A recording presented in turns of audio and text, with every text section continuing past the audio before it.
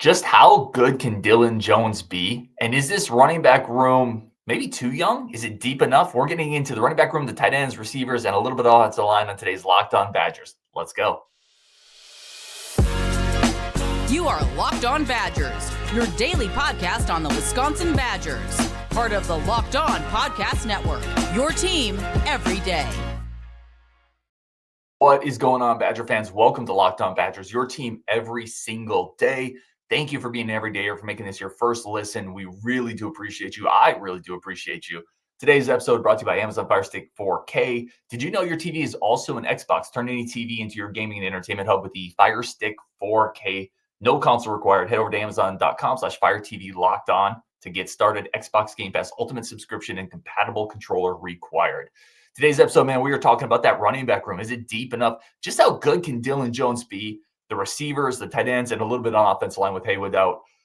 New guest coming on the show. We got Sam Dehring, sports reporter for WSAW News Channel 7. Sam, man, welcome to the show. Really do appreciate you. I want to start here. Running back room. I want to start with Dylan Jones himself. How good can Dylan Jones be? Is he a star or is he just a good Big Ten starter this year? It's interesting. Like I've been talking to friends too, and the running back room is, to me, it's the most fascinating position on offense, just because there doesn't seem to be a solidified one. And you mentioned Dylan Jones, Darion Dupree. Kind of seems like a lot of people's RB1 on that depth chart right now. When you think of speed, they certainly do have speed in that running back room. I've liked Dylan Jones coming out, of high school. I remember watching him in I believe it was the All-American game that he was in. Really stood out to me right away.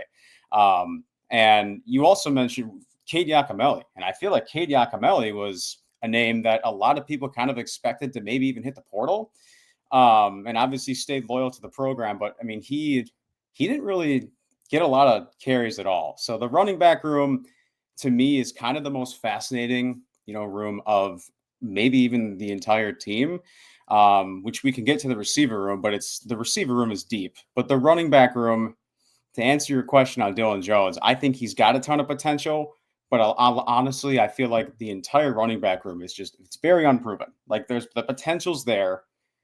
The guys like Darion Dupree showed that. Dylan Jones kind of got more carries as the season went on, but it's tough. I have to see. It's kind of more of you got to see the product on the field. That's a really interesting thread that I don't think we've pulled fully.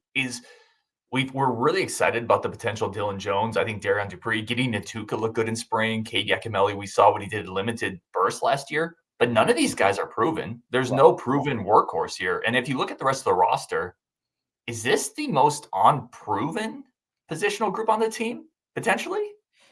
I would argue that. I mean, we also mentioned Jackson Aker, and Jackson Aker just made that transition to tight end, and it sounds like he's loving the fullback. And I know people are very excited that those fullback plays are are back from the old Wisconsin years. But yeah, I would agree. And if you had to pick a position group too, like I think the running back is probably the most unproven. Which is wild at Wisconsin, right? I mean, even given the recent downturn of Wisconsin, it's wild that, I don't even know if I've really thought about it in that sense. But outside of maybe defensive line, where you brought in a bunch of transfer guys, I think this is the most unproven position with a lot of potential. I think a lot of pieces in that room you like. I want to shift back to Dylan Jones because I was trying to think about this in my head and do like how good can you be on a Badger scale? Like at the top of that, you have Ron Dane, Melvin Gordon, Jonathan Taylor. And then you start to trickle down. You have maybe a Corey Clement. You have maybe a PJ Hill, a John Clay. And then you keep going down, maybe a Dare Ogbowale. And this is no shade to any of these players. And I'm just ranking this kind of in my head. Where does he kind of fall on that scale of Badger greatness? Potentially. We're all talking potential here with Dylan Jones. You just mentioned Dare Ogbowale, and I honestly feel like that's a great kind of tier to put him in, because Dare had a very productive career. And Dylan Jones is the highest graded, running back recruit in this Badgers, in his, in the Badgers respective class. The potential's there, and it's so hard to grade like any sort of these running backs, but like I feel like this season is going to be there's nothing to talk about with how hard the schedule is, but like I feel like after this season, we're going to know more about like how good, even the deeper we get, just how good this running back room really is going to be. But as of right now, like, I mean, he's shown nothing to prove that he's, the Ron Danes, the Brian Calhouns. You mentioned the Corey Clement. If I had to pick one of the ones that you just named, I like the Darion because he's shown the potential that he can be a capable guy to help move the ball in the run game. And you just mentioned, like, it's wild because when we brought in Phil Longo, the whole expectation was, to be this whole air raid offense. And now they've got a deep receiver room, which is also like something that they wanted when Luke Fickell first started. And then Phil Longo came in. And, obviously guys like Jayden Ballard, who had three touchdown receptions, 3 touchdown catches in the most recent spring practice. And, that's kind of the wide receiver 2 potentially, and a Trech Kekahuna, obviously. And, that was a big day, great day to be a Badger fan. The fact that he ended up staying at Wisconsin, because I know there were rumors that he was going to put his name in the portal or, leave. But that wide receiver 2 spot is also very fascinating to me too. Yeah, we are definitely going to hit receivers because I found that entire grouping really interesting. To finish off on running backs, if you had to, we do this a lot on this show. We do positional grades, but we do present and we do future. Like, I think the young talent in this room is really intriguing. Both Darion and Dilin are 4-star guys. We like getting Atuka. I think this is a future grade. Now, people don't stay in the portal like they used to, but just assuming players stay, I think this is a lot of upside in this room. Present grade is interesting to me because how do you grade potential? It's almost like maybe a C plus if you're just looking at it on paper right now. Am I crazy to be that low on this group just present day? That's the thing, is like the stats aren't there and the stats don't show anything to give you higher than a C. Honestly, I might even go as low as a C minus D plus just because we've seen the potential, but like the stats, there's nothing to back up that potential. Like you get such a small sample size, but there's also the inconsistency. So yeah, I mean, I would even go lower. I would go at least C minus just because the stats, there's nothing to back that up. But you just said the youth is there, the potential's there.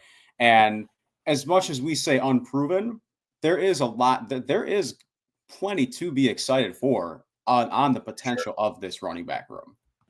It feels maybe a little boomer bust. I use baseball analogies a lot. I'm a big baseball guy. And it feels like a little bit, you have a couple young starters in your rotation and you're coming out of spring. The starters look really good. They could be a 2, right? They could be, but you just don't know how they're going to hold up with a full workload. And that's the question. How is Dilin going to do with 200 carries, 250? How is Darion going to do with a bigger workload?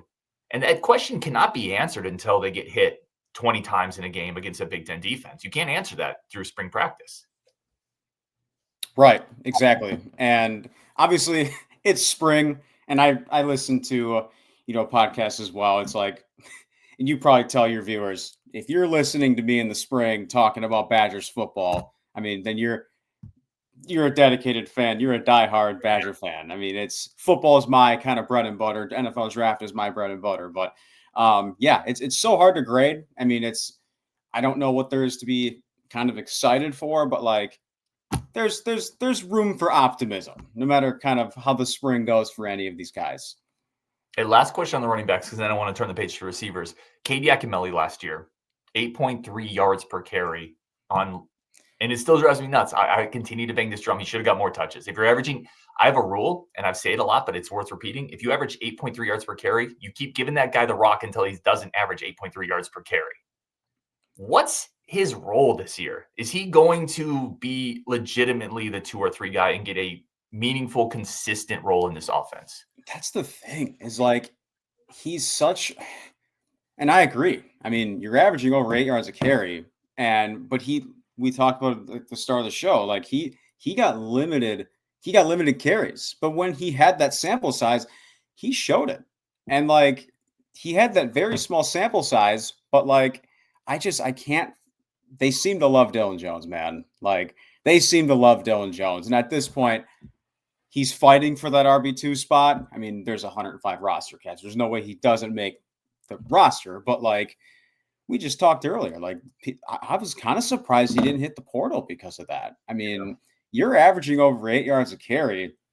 in the Big Ten, no matter who you're playing for, I find it hard to believe if he had entered the portal that he wouldn't have gotten picked up by another Power 5 school, because he screams a ton of potential. But it's tough because they, like, as of right now, it's way too early, but they seem to love Dylan Jones. And if I had to give a way too early RB1, I'd probably give it to Darion Dupree.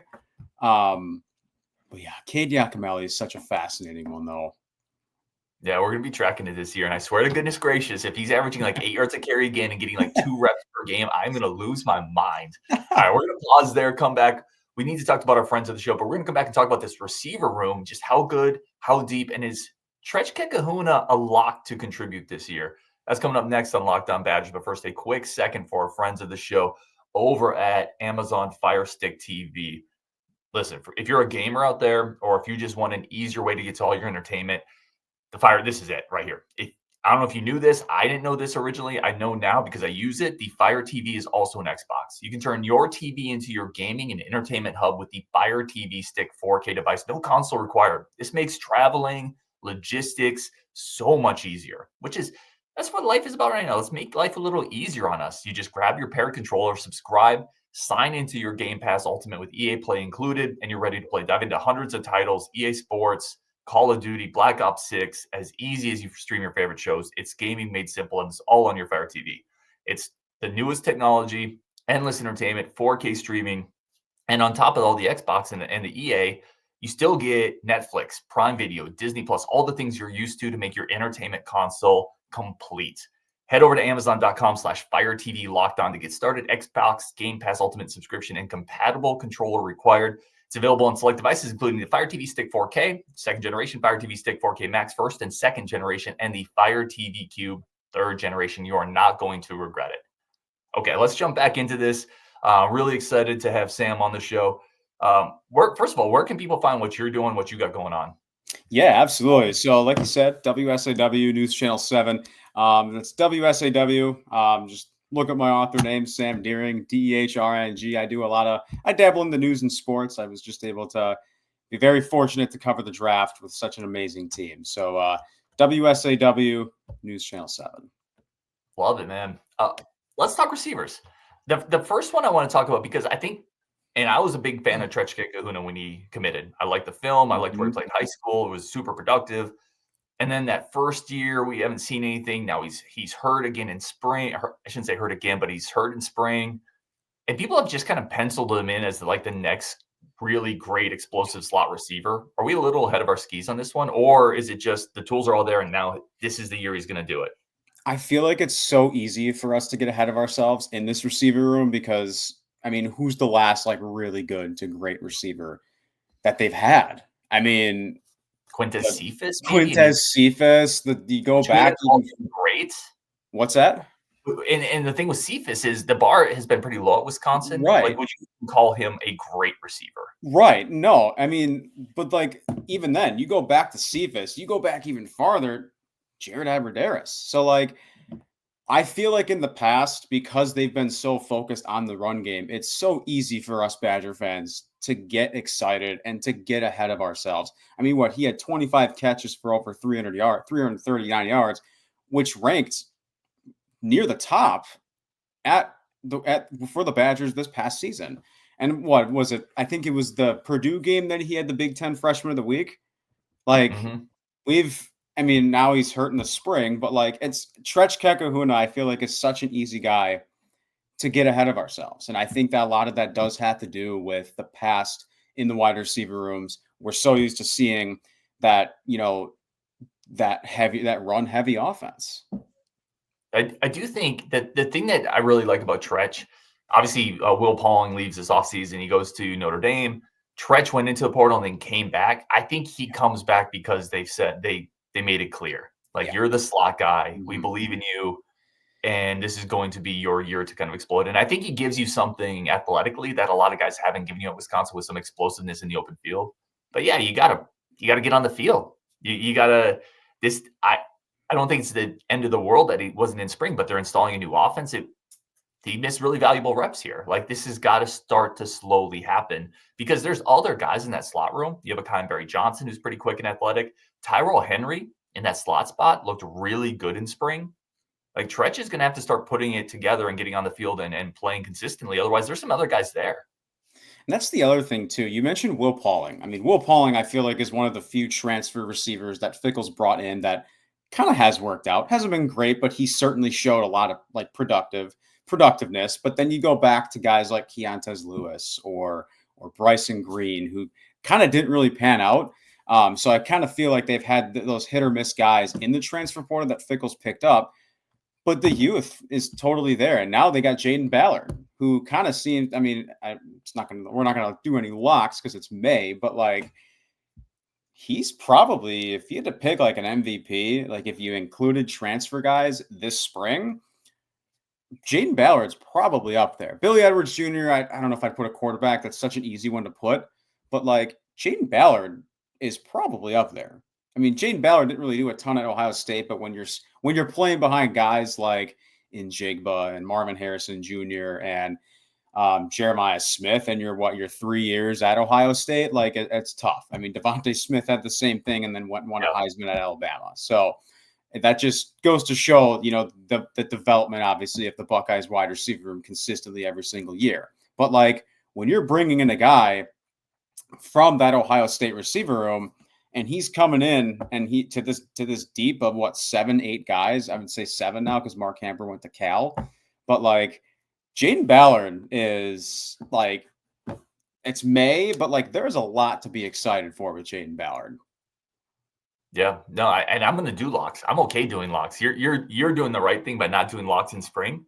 That guy was I think he was probably the MVP of camp, and I think he is, barring some change. And there's a lot of time to go. I think that's a fair thing to say. Barring some change, I think he's your starting receiver outside of Vinny Anthony. I think those two are your boundary guys. And you look at that group, that's as athletic.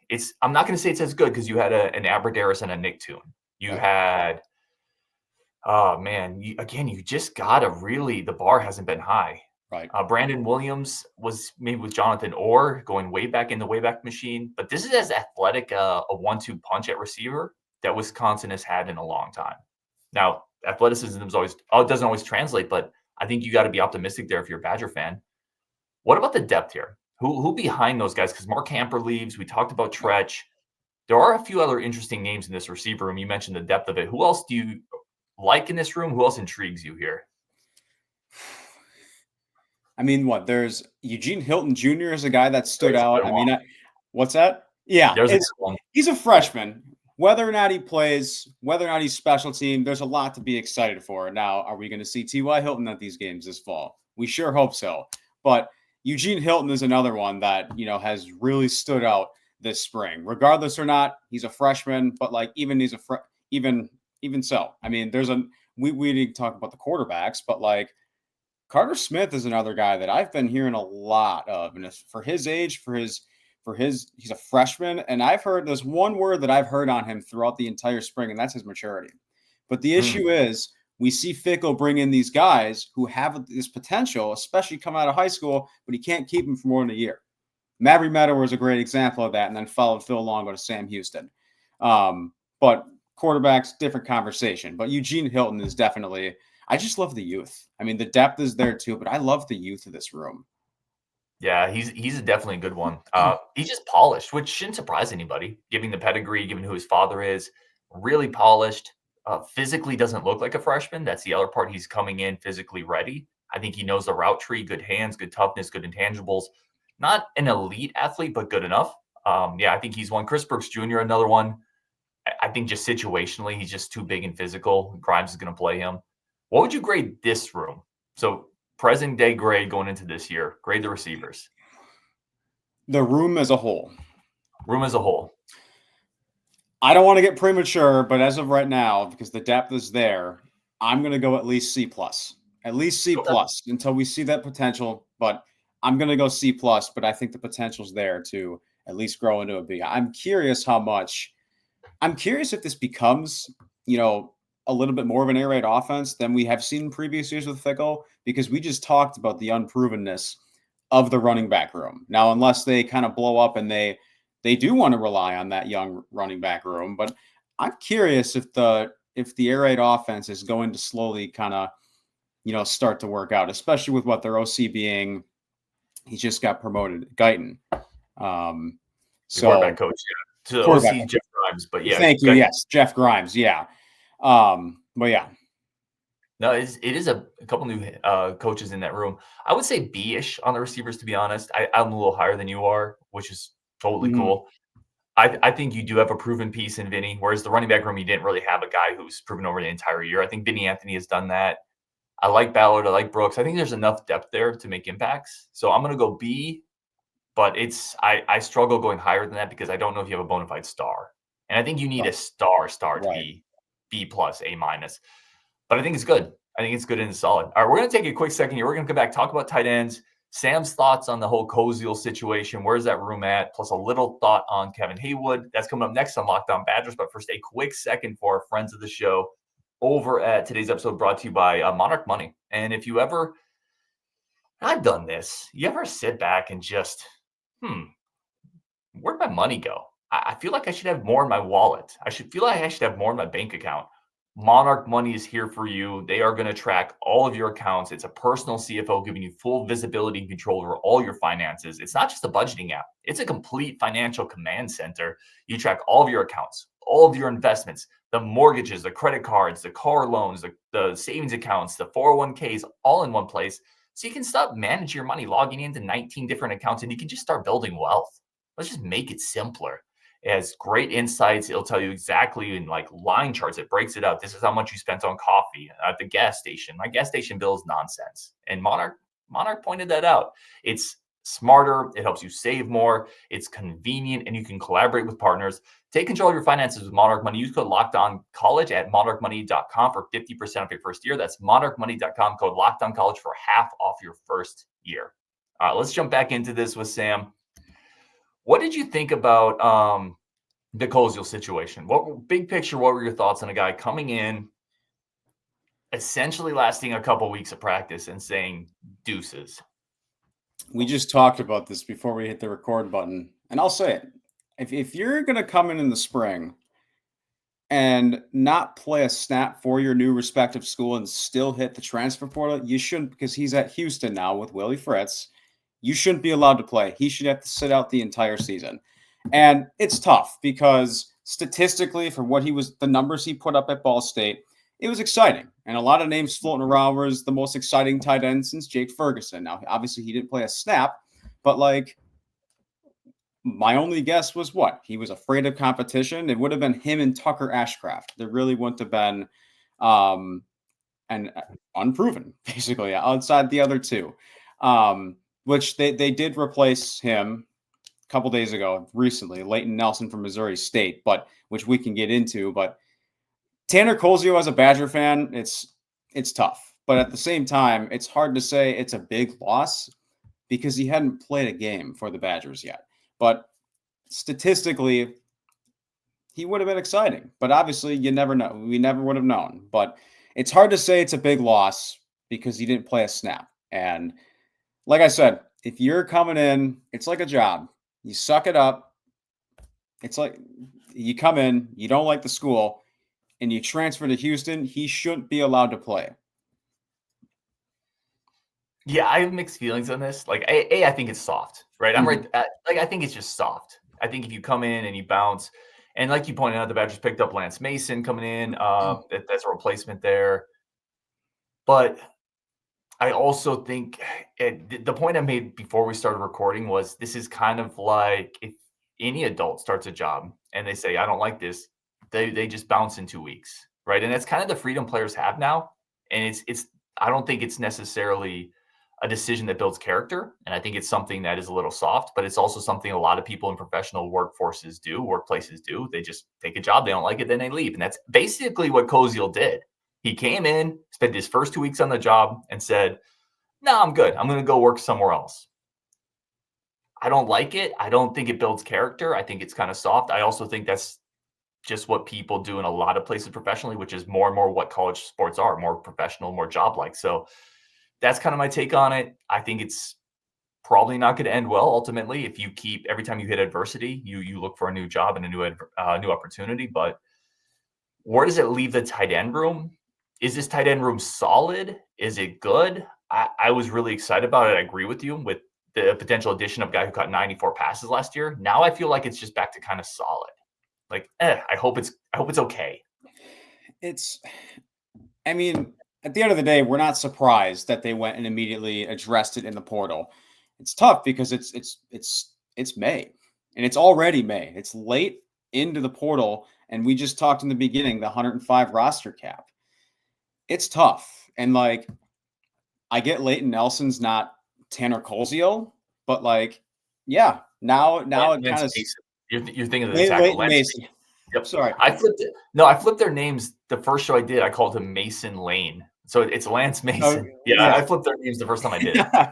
Yeah. I mean, obviously we saw what he was able to do over at Missouri State, but like, yeah, like you said, like he's not Tanner Koziol, and it's just the excitement it doesn't feel the same. I think you put it perfectly. It feels fine. Yeah.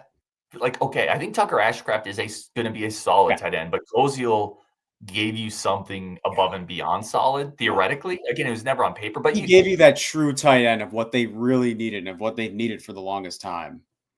Yeah, and what they haven't had since Ferguson. And, we were lucky Ferguson stayed healthy for those 4 years because they didn't have anybody behind him either. Right.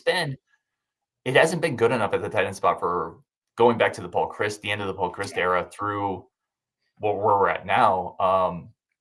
Let me hit you on this. Big picture, is this program heading in the right direction?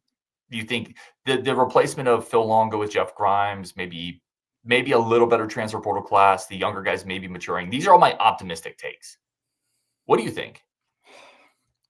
It's tough because I was just thinking about this earlier of the guys that he's brought in the transfer portal. If you compare it to guys in the Big Ten or the other teams in the Big Ten, he's done a good job. But that also goes back to the quarterback room, for example, is he recruits well, but at the same time, he can't keep guys for more than a year or so. So it's hard. Now, if you were to ask me right now, if I had to answer yes or no, unfortunately, I would say no. And Luke Fickell got that 1-year extension, like added onto his contract, but obviously McIntosh does that with every, single one of his coaches. Did that with Guard, did that with Kelly Sheffield.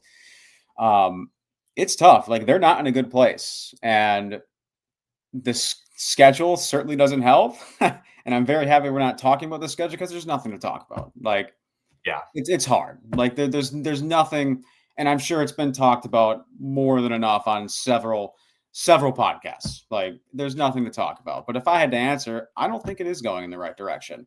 And yes, the schedule is tough next season, but like Luke Fickell has a lot to prove.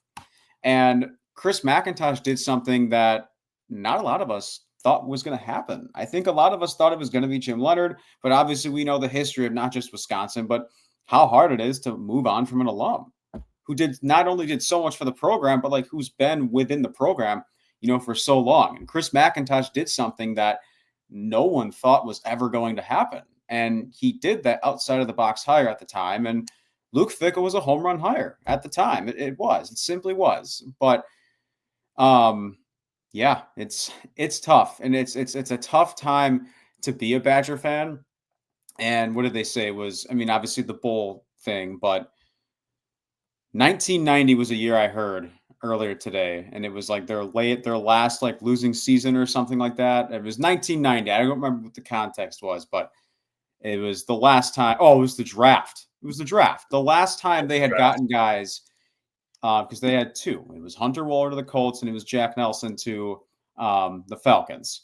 And I know Huber went undrafted to the Vikings, but I think that's the least amount since 1990. I think that's what it was. So it's tough. My answer for right now would be no.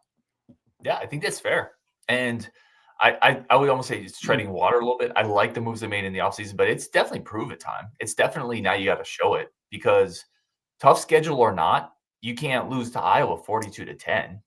But you can't lose to Minnesota in a game where they really kind of bulldozed you. That wasn't a close game. Minnesota dominated Wisconsin last year. Well, they didn't even play 4-quarter football against like FCS schools last year to start the year. Like that simply can't happen. Like, yeah, no, I think it's I like the moves they made in this offseason. I am optimistic this year's product is better than last year's, but I think if you're worried or saying it's trending down, that's totally fair. He is Sam Dehring, guys. Thank you for jumping on the show, Sam. It was really awesome. Really appreciated it. On Wisconsin, we are definitely going to talk to you guys again tomorrow. Some really good guests coming up next week. Some recruits, I think. It's going to be fun. You guys are going to like it. On Wisconsin, and we will definitely talk later.